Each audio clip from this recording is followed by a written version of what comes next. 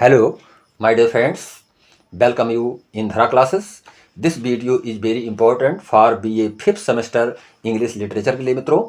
आने वाले एग्जाम के लिए selected questions, very short answer type questions को मैं एक्सप्लेन करने जा रहा हूं, जो कि आपके लिए बहुत ही इंपॉर्टेंट होने वाला है। यदि आप चैनल पर पहली बार आए हैं तो चैनल को लाइक और सब्सक्राइब अवश्य कर दें तथा अपने फ्रेंड्स के बीच में इस वीडियो को अवश्य शेयर करें मित्रों। जो आपका फर्स्ट पेपर होगा, उस फर्स्ट पेपर की जो टाइटल होगी मित्रों, फर्स्ट पेपर की टाइटल होगी classical literature and history of English literature. इस टाइटल से आपका ये फर्स्ट पेपर होगा, जिसमें very short answer type questions आपसे पूछे जाएंगे। 10 क्वेश्चंस आपको एक्सप्लेन करने होंगे और 50 मार्क्स यानी 50 वर्ड्स में आपको इसको एक्सप्लेन करना होगा। और ये 20 मार्क्स के क्वेश्चंस होंगे मित्रों, जो कि आपके लिए मोस्ट इंपॉर्टेंट बनने वाले हैं। तो हम एक एक करके क्वेश्चंस को एक्सप्लेन कर रहे हैं, आप पूरी ही तरह से इसको देखेंगे। सेक्शन ए में आपको very short answer type questions देखने को मिल रहे हैं। तो ये फर्स्ट क्वेश्चन हम देखेंगे। फर्स्ट क्वेश्चन में पूछा जा रहा है, what are the rules laid down for classical comedy. तो इसका मतलब ये हुआ कि जो क्वेश्चंस आपसे किया जा रहा है, पूछा जा रहा है कि शास्त्रीय कॉमेडी में के लिए क्या नियम निर्धारित है। What are the rules laid down for classical comedy, इसका मतलब हुआ शास्त्रीय कॉमेडी के लिए क्या नियम निर्धारित है। तो इसके आंसर को हम इस तरह से समझेंगे, the classical comedy follows the rules of dramatic composition as laid down by the ancient Greek and Roman masters. यानी जो शास्त्रीय कॉमेडी होती है वो प्राचीन ग्रीक और रोमन मास्टर्स द्वारा निर्धारित नाटकीय रचना के नियमों का पालन करती है। ये हमें पूरी तरह से जानना है मित्रों। जो शास्त्रीय कॉमेडी होती है वो प्राचीन ग्रीक और रोमन मास्टर्स द्वारा निर्धारित नाटकीय रचना के नियमों का पालन करती है। इस तथ्य को हम इसको इस तरह से समझेंगे, the most important of these rules are, यानी इन नियमों में सबसे महत्वपूर्ण जो नियम है उसको आप समझेंगे, the observance of the 3 unities of times. इसमें जो है समय, जो 3 नियमों में बताए जा रहे हैं, समय, स्थान और क्रिया की 3 एकता का पालन होता है। इसमें कौन कौन सा? समय, स्थान, क्रिया की 3 एकता का पालन किया जाता है। इसमें देखेंगे मित्रों, the observance of the 3 unities of time, यानी कि जो 3 यूनिटीज ऑफ टाइम होते हैं, वो 3 यूनिटीज ऑफ टाइम में आपको ये जानना है कि इसमें समय, स्थान और क्रिया की 3 एकता का पालन, 3 यूनिटीज का मतलब होता है 3 एकता का पालन इसमें किया जाता है। और आप देखेंगे इसमें सेकंड नंबर में देखेंगे मित्रों, the strict separation of the comic and the tragic of the light and serious elements. ये 2 पॉइंट्स में आपको लिखना होगा। कॉमिक का सख्त अलगाव और दुखद हल्के और गंभीर तत्वों का समावेश इसमें मिलता है मित्रों। Realism it ideals with the everybody familiars life of ordinary people and, जिसमें कि यथार्थवाद यह सामान्य लोगों के रोजमर्रा के परिचित जीवन से संबंधित है। और ये 5 नंबर में आप देखेंगे, its aim is corrective and satirical, इसका उद्देश्य सुधारात्मक और व्यंग्यात्मक है। ये हमें जानना है। सटायरिकल का मतलब होता है मित्रों व्यंग्यात्मक, और करेक्टिव का मतलब होता है सुधारात्मक होता है। इसमें some human folly weakness of social vice is expose and ridiculed. इसमें देखेंगे मित्रों, जो थोड़े बहुत जो है, जो इसमें जो बुराइयां होती हैं, कुछ मानवीय मूर्खता, कमजोरी या सामाजिक बुराई को उजागर किया जाता है। क्या क्या चीज़ें इसमें बताई जाती हैं? कुछ मानवीय मूर्खता, कमजोरी या सामाजिक बुराई को इसमें उजागर किया जाता है। एक्सपोज्ड एंड रेडिकोल्ड, ये हमें पूरी तरह से जानना है। इसके पश्चात आप देखेंगे मित्रों,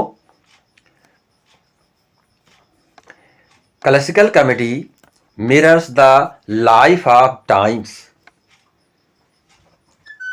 इसमें जो है जो क्लासिकल कॉमेडी होती है, क्लासिकल कॉमेडी में शास्त्रीय कॉमेडी उस समय के जीवन को प्रतिबिंबित करती है। ये उस समय की कई मूर्खताओं को दर्शाती है और उन पर व्यंग करती है। यानी कि इट डिपिक्ट्स का मतलब होता है दर्शाना, and satirises a number of follies of the age. यानी कि यह उस समय की कई मूर्खताओं को दर्शाती है और उन पर व्यंग करती है। तो ये सारी चीज़ें आपको एक्सप्लेन करना होगा, पूरी तरह से आप उसको बताना होगा। ये क्वेश्चन नंबर जो कि पूरी तरह से आपको समझना है इसको। इसके पश्चात देखेंगे क्वेश्चन नंबर 4 में, what is classical drama. Most important question, यानी कि ग्रीक त्रासदी शास्त्रीय नाटक क्या है, आपको जानना है। व्हाट इज क्लासिकल ड्रामा, यानी कि शास्त्रीय नाटक क्या है। शास्त्रीय नाटक के विषय में इसमें क्वेश्चन किया जा रहा है। The classical drama follows the rules of dramatic composition as laid down by ancient Greek and Roman masters. देखेंगे मित्रों, शास्त्रीय नाटक प्राचीन ग्रीक और रोमन गुरुओं द्वारा निर्धारित नाटकीय रचना के नियमों का पालन करता है। ये हमें पूरी तरह से समझ लेना है कि जो इसके गुरु थे, जो इसको ड्रामा के जो पूरी तरह से रूल्स को पालन करने वाले थे, लेड करने वाले थे, आगे बढ़ाने वाले थे, तो उनके संदर्भ में ये जो शास्त्रीय नाटक प्राचीन ग्रीक और रोमन गुरुओं द्वारा निर्धारित नाटकीय रचना के नियमों का पालन करता है, पहला चीज़। और दूसरी बात आपको समझना है इसमें, the dramatist strictly follows the unities of time. नाटककार समय, स्थान और क्रिया की एकता का कठोरता से पालन इसमें करते हैं। यानी कि dramatic strict follows the unities of time and place and action. यानी कि नाटककार समय, स्थान और क्रिया की एकता का कठोरता से इसमें पालन करते हैं। He follows the principles of control and balance. वो नियंत्रण एवं संतुलन, कंट्रोल एंड बैलेंस का मतलब वो नियंत्रण और संतुलन के सिद्धांतों का पालन करता है। The classical drama is rationalistic. जो क्लासिकल ड्रामा होता है वो शास्त्रीय नाटक बुद्धिवादी है। क्या है मित्रों? बुद्धिवादी है। रेशनलिस्टिक का मतलब होता है बुद्धिवादी होना। It purpose is moral. इसका जो उद्देश्य होता है वो नैतिक तर्क पर होता है, यानी नैतिक तर्क पर आधारित इसके उद्देश्य होते हैं। It purpose is moral, reason dominates it. और उद्देश्य नैतिक तर्क पर आधारित होता है और इसको जो है उस तरह से आगे बढ़ाया जाता है। तो क्वेश्चन नंबर 4 हुआ। इसके पश्चात आप देखेंगे क्वेश्चन नंबर 5। क्वेश्चन नंबर 5 में पूछा जा रहा है मित्रों, when did Greek tragedy begin. यानी ग्रीक त्रासदी कब शुरू हुई, इसकी शुरुआत के विषय में आपसे क्वेश्चन किया जा रहा है। तो Greek tragedy began in the 6th century BC। यानी कि यूनानी त्रासदी ईसा पूर्व 6ठी शताब्दी में शुरू हुई। यानी कि the Greek tragedy began in the 6th century BC। यानी कि यूनानी त्रासदी ईसा पूर्व 6ठी शताब्दी से प्रारंभ हुई, शुरू हुई। व्हेन, जब थेस्पिस, यानी कि थेस्पिस ने मंच पर, when Thespis introduces the first actor on the stage. यानी कि जब थेस्पिस ने मंच पर पहले अभिनेता का परिचय दिया था, यानी कि उस समय यह हुआ। His conversation with the leader of the satiric chorus was the first dramatic dialogue. यानी इन्होंने जो पहली बार अभिनेत्रित्व किया था, इसमें थेस्पिस ने मंच पर पहले अभिनेता का परिचय दिया, तो व्यंग कोरस के नेता के साथ उनकी बातचीत पहला नाटकीय संवाद था। यानी व्यंग कोरस के साथ जब उन्होंने बातचीत किया तो पहला जो है ड्रामेटिक डायलॉग था, उनका एक नाटकीय संवाद था। His impression of the great legendary heroes was the first examples of character acting. यानी कि उनका जो महान पौराणिक नायकों का उनका प्रतिरूपण चरित्र अभिनय का पहला उदाहरण बन रहा है। यानी कि उनका जो अभिनय करने का जो फर्स्ट स्टेज पर जो मंचन हुआ उनका, वो महान पौराणिक नायकों का उनका प्रतिरूपण जो था, चरित्र अभिनय का पहला उदाहरण बन गया था मित्रों। अगला क्वेश्चन जो देखेंगे, what do the prisoners of the cave watch, यानी गुफा के कैदी क्या देखते हैं। मोस्ट इंपॉर्टेंट क्वेश्चन, पूरी तरह से आप इसको समझ लें कि गुफा के जो कैदी हैं वो क्या देखते हैं। तो इसका आंसर बहुत ही शॉर्ट में आपको लिखना है मित्रों। देखेंगे, the prisoners of the cave, यानी गुफा के कैदी वॉच देखते हैं द शैडो, क्या देखते हैं मित्रों, गुफा के कैदी स्क्रीन पर वस्तुओं द्वारा डाली हुई छाया को देखते हैं। The prisoner of the caves which the shadow that objects cast upon a screen, यानी कि गुफा के कैदी स्क्रीन पर वस्तुओं द्वारा डाली गई छाया को देखते हैं। शैडो का मतलब छाया, और जो स्क्रीन पर डाली जा रही है उस छाया को क्या करते हैं, देखते हैं। तो ये क्वेश्चन नंबर आपका 6 हुआ। इसके पश्चात आप देखेंगे क्वेश्चन नंबर 7।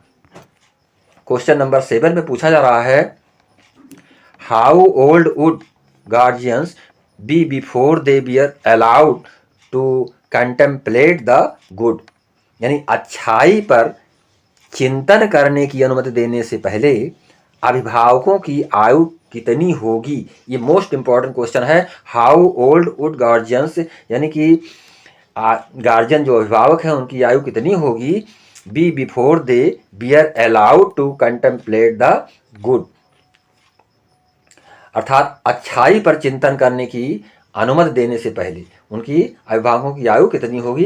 तो ये क्वेश्चन आपसे किया जा रहा है। इस क्वेश्चन का आंसर आपको लिखना है, guardians would have to be 50 years old before they are allowed to pursue dialectics. तो ध्यान देंगे मित्रों, इसमें जो क्वेश्चन नंबर 7 है उसमें यह बताया जा रहा है कि द्वंद्वात्मकता को आगे बढ़ाने की अनुमति देने से पहले गार्डियन की आयु 50 वर्ष होनी चाहिए, यानी जो गार्डियंस होते हैं, गार्जियंस होते हैं, उनकी आयु कितनी होनी चाहिए, 50 वर्ष होनी चाहिए। ये इसमें निर्धारित किया गया है। क्वेश्चन नंबर 8 देखेंगे, what is the first thing that the man who escape from the cave can look at outside. Most important question, गुफा से भागने वाला व्यक्ति सबसे पहले बाहर की ओर क्या देखता है, यानी गुफा से भागने वाला जो व्यक्ति है वो सबसे पहले बाहर की ओर क्या देखता है, ये क्वेश्चन किया जा रहा है। What is the first thing that the man who escape from the cave can look at outside, यानी कि बाहर की तरफ गुफा से भागने वाला व्यक्ति क्या देखता है। तो आंसर देखेंगे, the first thing the escape can look at is shadow and reflection of object. तो देखेंगे मित्रों, यानी कि पहली चीज की जो पलायनकर्ता देख सकते हैं वो है क्या, वस्तुओं की छाया और प्रतिबिंब, यानी कि reflection of object, shadow and reflection of object, यानी कि जो पहला दृश्य है वो पलायनकर्ता देख सकते हैं क्या, वो है वस्तुओं की छाया और प्रतिबिंब। ये आपको आंसर के रूप में लिखना है। इसके पश्चात आप देखेंगे मित्रों, अगला क्वेश्चन आपका है मित्रों, what will the prisoners believe to be the nature of the shadows that they watch. ये 11 नंबर क्वेश्चन है मित्रों। 11 नंबर क्वेश्चन में पूछा जा रहा है कि कैदी किस प्रकृति पर विश्वास करेंगे, यानी जो कैदी हैं वो किस प्रकृति पर विश्वास करेंगे। What will the prisoners believe to be the nature of the shadows that they watch, अर्थात जो देखते हैं उस पर वो कैदी किस चीज़ पर जो है किस प्रकृति पर वो विश्वास करेंगे। तो ये क्वेश्चन आपसे पूछा जा रहा है। तो आंसर में आपको लिखना है, the prisoner will believe the shadow are reality, वे छायाएं जो देखते हैं, जो कैदी विश्वास करेंगे कि परछाइयाँ वास्तविक हैं, यानी कैदी को पूरी तरह से विश्वास हो जाता है, यकीन हो जाता है कि जो छायाएं हैं, जो परछाइयाँ हैं वो क्या हैं, आर रियलिटी, वही वास्तविक हैं। अगला क्वेश्चन देखेंगे मित्रों, question number 12, why would a philosopher rule a state if he enjoys practising philosophy so much. ये most important question 12 number question देखेंगे, यदि कोई दार्शनिक दर्शन का अभ्यास करने में इतना आनंद लेता है तो वो किसी राज्य पर शासन क्यों करेगा। ये क्वेश्चन है, why would a philosopher rule a state, एक जो दार्शनिक होता है वो किसी देश पर शासन क्यों करेगा, if he enjoys practising philosophy so much, यदि वो इतना आनंद लेता है तो वो किसी राज्य पर शासन क्यों करेगा। यदि वो किसी दार्शनिक दर्शन का अभ्यास करने पर इतना आनंद लेता है तो वह किसी राज्य पर शासन क्यों करेगा। तो ये क्वेश्चन आपका है बन रहा है मित्रों। तो इस क्वेश्चन नंबर 12 में, तो क्वेश्चन नंबर 12 में जो आपको आंसर लिखना है, the philosopher will rule a state out of a sense of obligation, अर्थात दार्शनिक जो फिलासफर होता है दार्शनिक दायित्व की भावना से बाहर शासन करेगा। अर्थात जो फिलासफर विल रूल, फिलासफर शासन करेगा a state out of a sense of obligation. इसका तात्पर्य ये हुआ कि दार्शनिक दायित्व की भावना से बाहर क्या करेगा, शासन करेगा। मित्रों रूल्स का मतलब शासन करना। और ये आपका 13 नंबर क्वेश्चन है। 13 नंबर क्वेश्चन में पूछा जा रहा है, व्हाट प्रैक्टिकल एप्लीकेशन डज सुकरात expect the guardians to give their studies. सुकरात अभिभावकों से अपने अध्ययन के लिए क्या व्यवहारिक अनुप्रयोग की अपेक्षा करते हैं। यानी सुकरात का क्या कहना है गार्जियन के संदर्भ में मित्रों, उस पर वो अपने व्यवहारिक अनुप्रयोग की क्या अपेक्षा करते हैं। तो ये क्वेश्चन है। तो इसमें आपको यही लिख देना है कि the guardians can use the subject they learn in way, यानी कि अभिभावक उन विषयों का उपयोग कर सकते हैं जिनमें वे पढ़ते हैं। The guardian can use the subject they learn in way, यानी कि जो गार्जियन अभिभावक होते हैं उन विषयों पर वो उपयोग कर सकते हैं जिनमें से वो पढ़ते हैं, जिसको सीखते हैं। तो ये 13 नंबर क्वेश्चन हुआ मित्रों। इसके पश्चात आप देखेंगे क्वेश्चन नंबर 14। क्वेश्चन नंबर 14 में आपसे क्वेश्चन हो रहा है कि what activity will the best educated guardian spend most of their time doing, यानी सर्वोत्तम शिक्षित अभिभावक।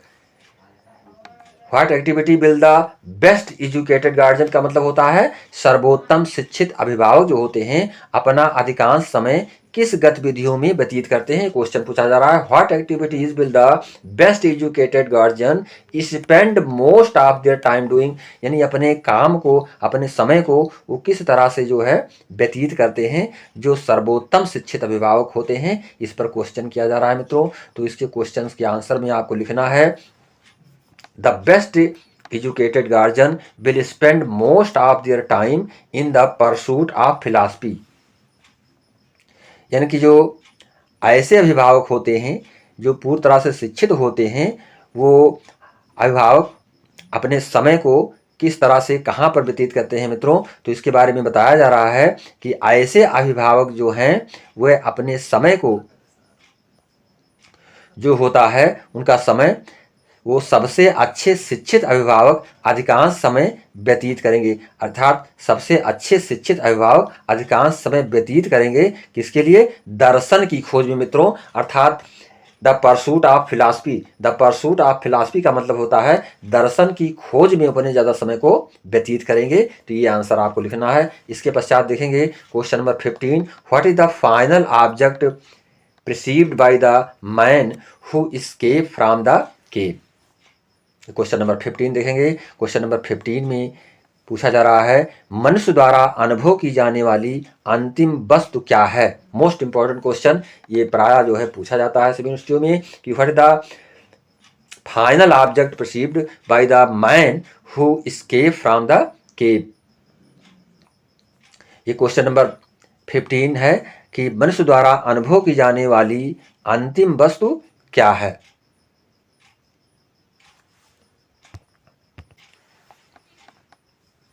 जो क्वेश्चन बन रहा है इसमें मित्रों दो चीजें साथ साथ पूछी जा रही हैं कि मनुष्य द्वारा अनुभव की जाने वाली अंतिम वस्तु क्या है। तो इसमें पहले देखेंगे what is the final object perceived by the man.